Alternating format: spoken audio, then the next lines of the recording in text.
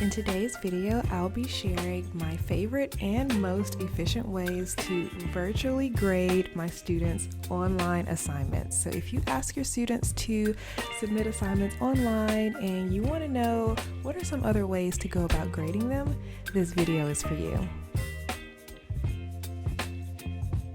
One of the most difficult subjects to assign and grade virtually is math. It's so hard to get the students to show all of that work and then figure out how to submit it online and then for us to grade online. And that's what this video is all about. It's kind of about my evolution of grading virtual math homework. And I'm so excited to tell you I found an awesome solution that will work for any subject, right? If I can grade virtual math, you can grade virtual any subject. So in this video, I'm going to share the two different types of assignments that I do ask my students to submit online, and then I grade these assignments virtually. So the first type of assignment is the pre-class assignment. So if you are new to my channel and you don't know, my pre-calculus class is a flipped class, meaning the students watch the video lectures before class, and then they answer a few quick pre-class questions, and then they come into class and we do a brief recap and they practice problems on their own. So the purpose of this pre-class assignment is really to make sure the students watch the videos and got something out of it. It will help them form questions to ask in class and to get them started with using the correct notation. So when I'm grading this type of assignment, what I'm looking for is, are they using the right notation and are they able to follow a process exactly from the videos? The second assignment that I ask my students to submit online that I grade virtually is a written homework assignment. And the purpose of this assignment is different. It's to give them more practice on work they have pretty much solidified, right? They should have a really good understanding on how to work these problems, and to kind of take it to the next level. Can they answer questions that are asked in a slightly different way in preparation for the upcoming test? So for this assignment, when I'm grading it, I'm mostly grading for completion to see that they practiced and they tried, and I don't typically take too much off. Also, there are a lot of problems in this assignment, so I'm very strategic about what I'm grading when I grade that assignment. Okay, let's get into it. Let's start with the evolution of grading online. So I originally started grading online in 2020 when my classes shifted to be online for a little while. And I would have my students submit assignments in our online learning management system. And I really didn't have a good way to actually write on the assignments because I didn't have an iPad with an Apple Pencil at the time, right? So what I did was I would just say, I would type inside of the feedback window and say, number one, you made a mistake here. Number two, you made a mistake here. And then I would have to post a solution so that the students know what the correct solution looked like. That didn't last long. I very quickly got a tablet with a pencil to write with. So I use an iPad with an Apple Pencil, and I can still annotate inside of our learning management system and write my feedback in. The problem with the iPad is sometimes if I'm writing too fast, it kind of does weird things, and I think this is a flaw of the learning management system. Perhaps it wasn't designed with this mode of grading in mind.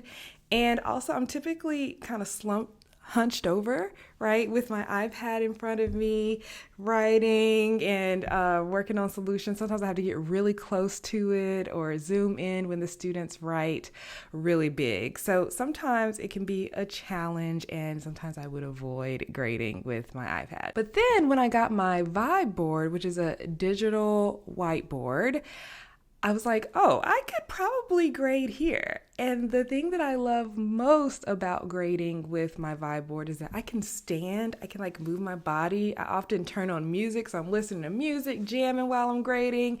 And also I can use the split screen capability to split the screen in half and have my students work on one side and the solutions that I'm using to grade on the other side. And this has been so valuable and so helpful for me. So here's what I do with my Vibe board. So when I open my Vibe board, I first go into their web browser and I log into my LMS, so my school's online management system, and I go into the assignments where my students have submitted their assignments to me. And then I'll open up a new window in my OneDrive. So I save everything for my classes in OneDrive because that's what my school uses.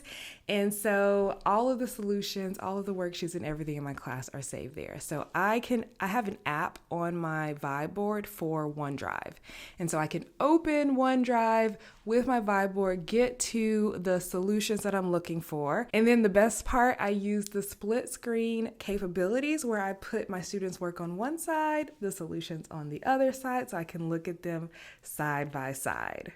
And then that's when I get into the grading. I turn on some music, I do a little dance, I have a lot of fun. And the first type of assignment that I grade, the pre-class assignments, they're usually 2, maybe 3 questions long, and most students get that pretty correct most of the time. So it's a pretty quick grade for me. So at the beginning of the semester, I started with about 76 students.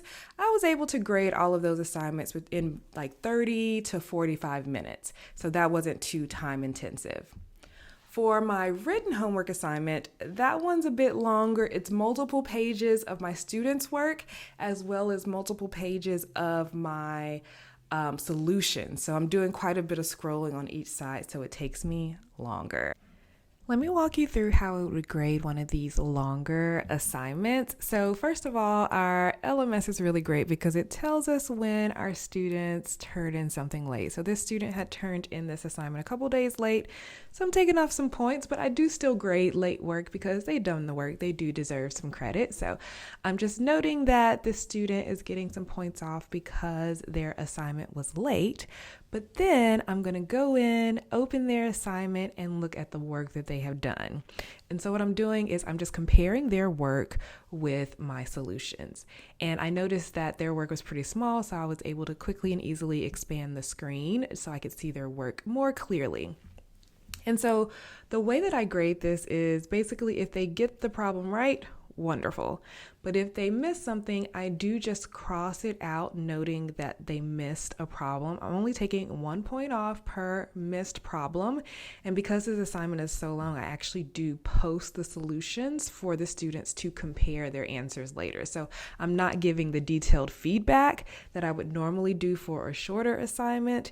This is just me going in, checking to make sure that they are understanding what's going on. And if not, they know that that slash means to go back, look at my solutions, and see what they have done wrong.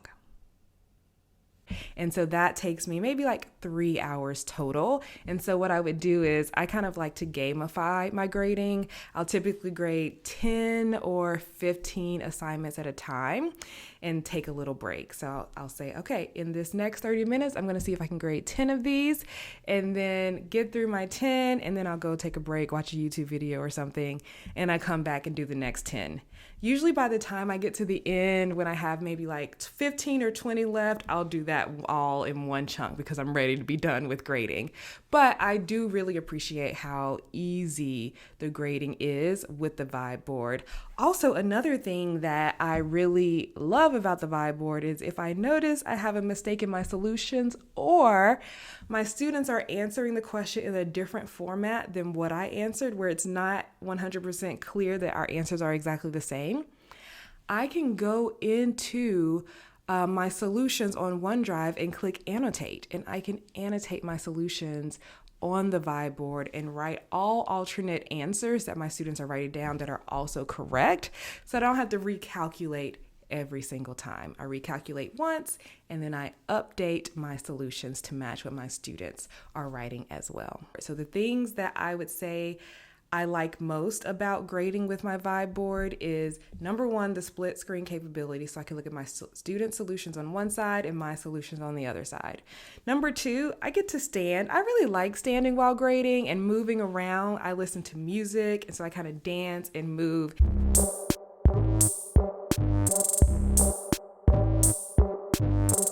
and it's not as bad on my back. When I'm grading with my iPad, I'm usually like hunched over, and my neck usually hurts by the end of it. I don't have that pressure when I'm grading with my Vibe board. And then also, I really like annotating the documents that I've created for myself. So my solutions, I can always update them on the fly and can continue grading with them going forward. So I would love to know, how do you grade your virtual assignments? Is there a specific format you have your students submit their assignments in? Is there a specific tool or software that you use to grade? I would love for the comments to become like a resource for everyone teaching and grading assignments virtually. That would be very helpful. Also, I'm really loving my Vibe board. So if you have any requests or recommendations on what you would like to see done with the Vibe board or other topics on how I use the Vibe board, just let me know in the comments. I will see you in the next one. Thank you so much for watching. Bye.